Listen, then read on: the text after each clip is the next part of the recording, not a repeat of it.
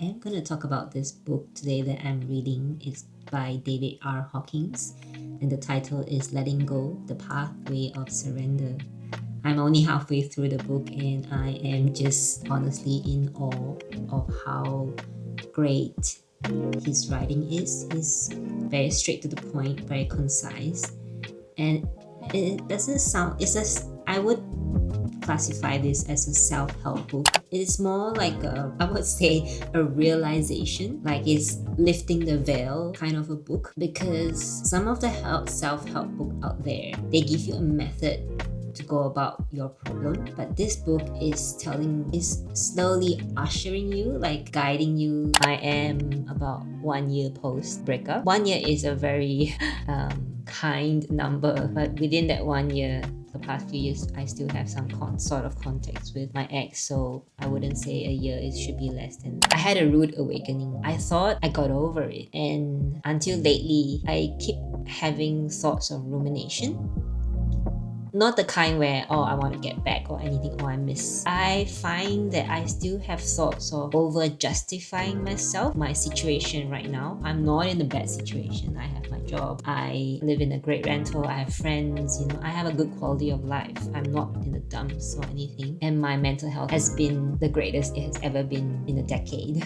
Wow, man. Blessed, and I'm very grateful for that. But I still have those ruminating thoughts like, oh, or what if I have done this, or what if I've done that, Then I questioned myself. I was like, why am I still having those thoughts? How long are these thoughts going to still be in my head, like still taking up rent in my head? Because I honestly thought I've moved on. So then I realized that circumstantially I have moved on, but my mind is still miles behind, a year behind, and still trying to make sense of what's happening. Coincidentally, when I started reading this book, everything started to click. It's not that I have not been doing the work that I should be doing to lift myself out of the breakup. I mean, like I said before, circumstantially I have been putting effort in my health, my mental health, my work, my finance, my relationship with my friends, and I'm putting like conscious effort. But these are just actions.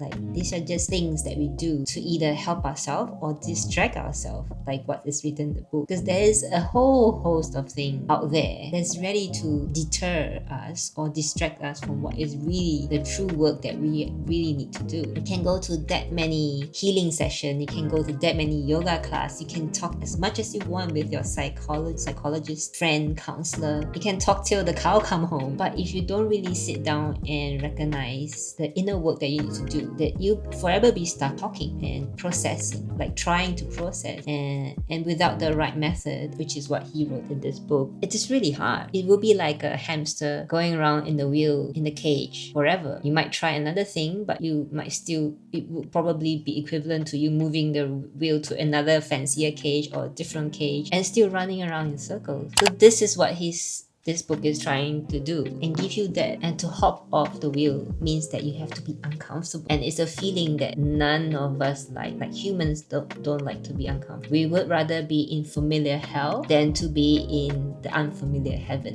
And first and foremost, you have to recognize that, identify what feeling that is, because unless you can do so, whatever you're trying to do to mask, cover, to bury that feeling will surface eventually. And it just means that you are delaying the process of your recovery, your healing process, because feelings are like a buoyant ball in water, and the more you suppress it, it just means that you're using all your energy to suppress it, and you're wasting your energy suppressing it. When you can just let it go, let it be buoyant, and recognize that, okay, the ball is buoyant. What is it gonna do? And what are you going to do about it? So this book is teaching us to recognize feelings and how the method or what we should do to let the feeling run its course, so to say. So it says sometimes you will feel stuck with a particular feeling. Simply surrendering to the feeling of being stuck, first and foremost. Just let it be there and don't resist it. And if it doesn't disappear, see if you can let go of the feeling in bits and pieces. What it's trying to say is deal with the feeling in small doses. As human beings, we want to do it quick and like a flick of a switch, which For feelings, you can't really do that. So what you have to do is to first of all recognize that it's there. You might not be able to name the feeling because we are not taught to do that, but you can grieve, can sadness. You maybe it's something that's foreign to you. It's the first time you're feeling it, and you can't really identify what it is. But what you can do is say, okay, I have this feeling and it is really bothering me. He says just to let it be there. You don't have to do anything. After you recognize the feeling, acknowledge that the feeling is there, that you have this sort of feeling, just let it be. We are human beings who wants to take action. Inaction is something that is much harder to do, because the moment we identify something, we're like, okay, how do I get rid of it? Okay, what do I do? Like, this is the monkey mind. The mind that is your ego mind that is telling you, okay, I need to do something. But no, you don't have to do something. You can just simply let it be. I have to say, it will be uncomfortable. Sometimes, depending on what the feeling is, it will be painful. The longer you let it sit, the more you want to get rid of it, because it just doesn't sit well. It doesn't sit well in your heart, it doesn't sit well in your belly, your tummy. It even might have physiological effect, like breathlessness, or even disturbing your digestion. These are very typical signs of harboring emotions that you are not dealing with. Dealing with it needs repetition, it needs patience, and it has to be gradual. Thinking that you can get rid of it in one session is wishful thinking. What I can interject here is that you have to be willing to do the work. You have to be committed to it. The feelings and the mental mechanism of it, and how there are three major ways that humans deal with it. The first thing is suppression and repression, and that just means that we push down the feelings. Comes up in a different way, so it manifests in other kinds of feelings. So it brews other feelings, which is negative, not to label them, he says, but to other feelings of it. So if you don't deal with it, or you don't express it, then it will manifest in other ways. And the second way of a feeling mechanism is expression, which is the healthy way. And it says that with this mechanism, the feeling is vented, verbalized, or stated in body language. So the body helps you to express it, and there's a balance that needs to be achieved between suppression and expressions, and it varies between individual and, of course, with cultural norms and habits and family structures and all this thing. And the last one is escape. And escape is really interesting. It says here, escape is the avoidance of feeling through diversion.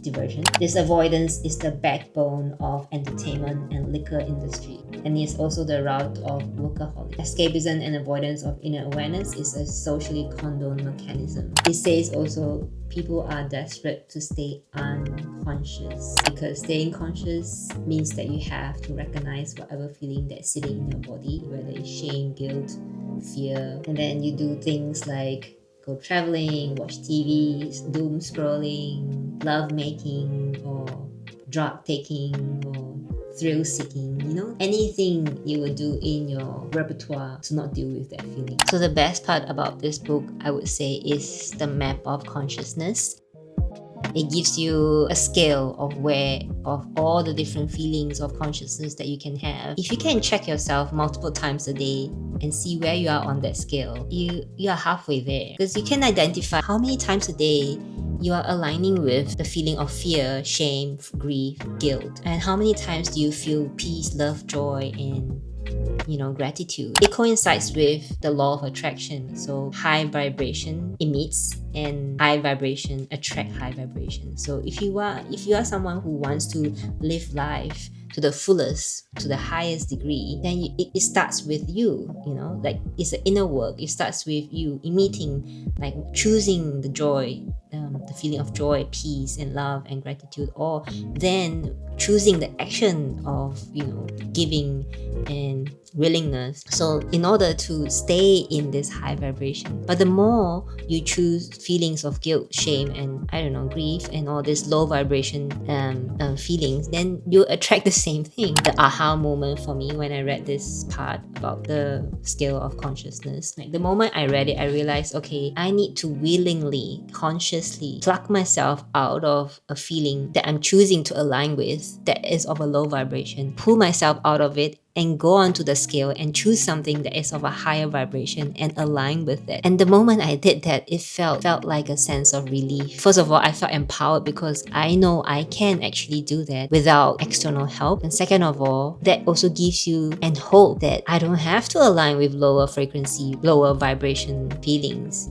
So in the book, he says, letting go involves being aware of a feeling, letting it come and staying with it. That's the key. And let it run its course without wanting to make it different or do anything about it. So this is the essence of letting go. Like I said, the inaction is the hardest part, because we all want, as humans, we want to do something. Once we identify it, we want to deal with it, get rid of it, suppress it, escape it. But the part of expressing the feeling is to just let it do its thing.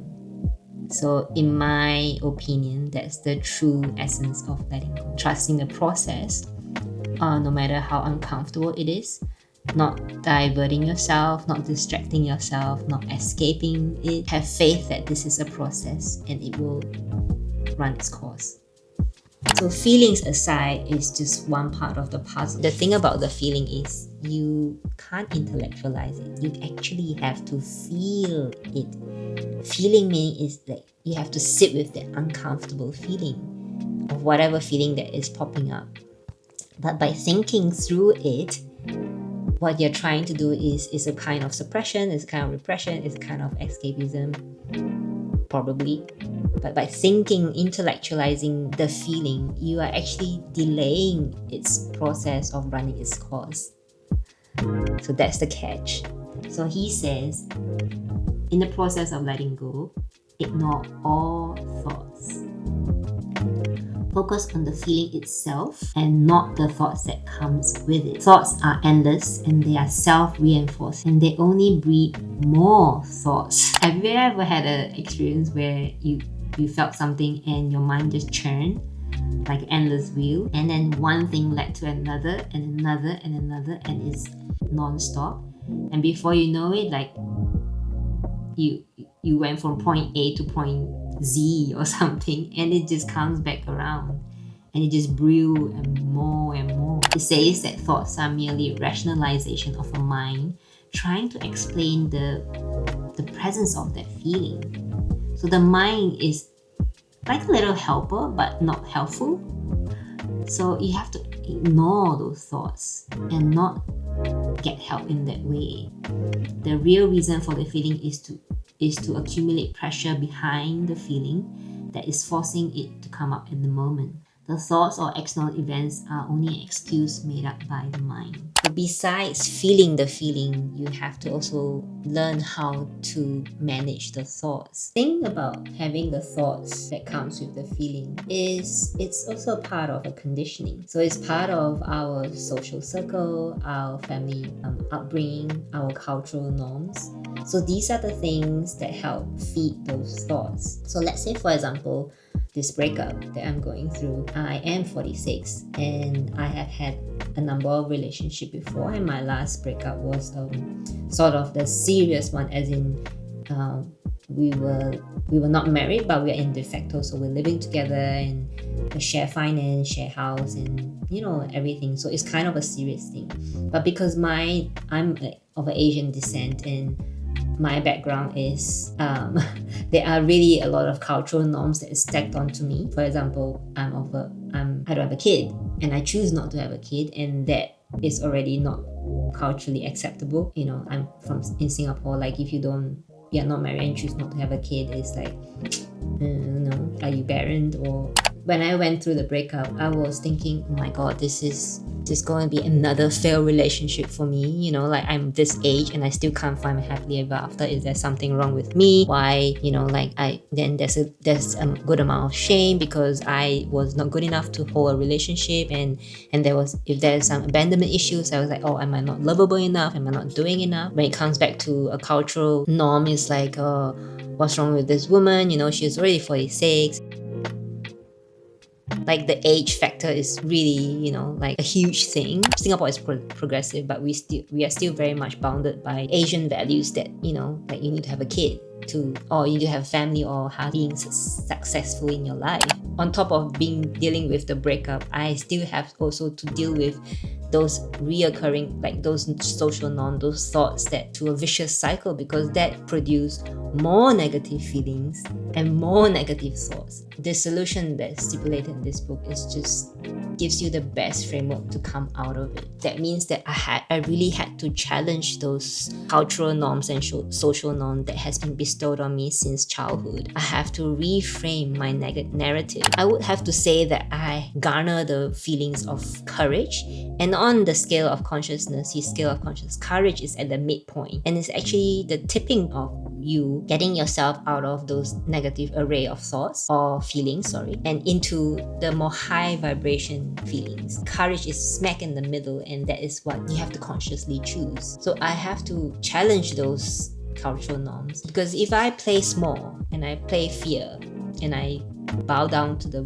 feeling of fear, I would forever be a victim. Not just a victim of circumstances, a victim of my own doing. But without challenging it, eyes will not open. Like I wouldn't be able to stand up and say, no, actually I don't subscribe to that kind of thinking. No, actually, those social norms is not for me. Those cultural norm is more toxic than helpful. And last but not least, I would just say it's definitely not a one-time process. This skill of letting go is like a muscle that you have to work like as if you're going to a gym. I hate to disappoint you, but it's a daily thing. It's a conscious thing. It is something that you have to make a point to choose, like brushing your teeth every day, like going to the gym or eating healthy every day. It's a commitment to yourself. In the beginning, it's difficult because it's a brand new thing that you have to learn, because the biggest hurdle is identifying what you're feeling and sitting with it. I would say it's the hardest part for most people. If you have decades of conditioning of showing you many ways of escaping your feeling,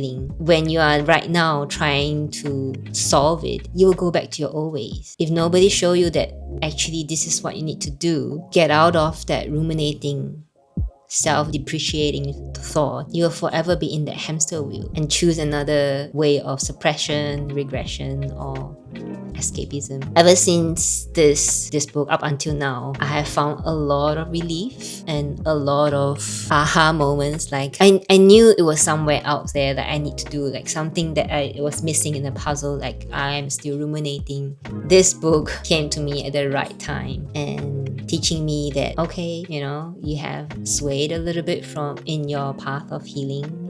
I hope this really helped anyone who is going through the same thing. It doesn't just have to be a breakup and be a loss of a job, a family member, a friendship, or even if you're moving cities or feeling alone, or just generally feeling that you're stuck or uncomfortable. Then this is an invitation for you to look into where you're stuck and why you're stuck. You just need to acknowledge it, that it's there, and then just trust that the feeling will make its course, because until you acknowledge it, it's just gonna keep rearing its head and keep signaling to you, hey, look at me, you need to identify me. Thank you for watching this video. I hope you really like. I really enjoy making contents like this, talking about what I've picked up in my readings and my podcasts and any inspiration that's helping me along in my journey, and I would love to share this with you guys. If you enjoy my video, please like it, drop a comment, and if you haven't subscribed to my channel, please do so, and see you in the next one. Bye.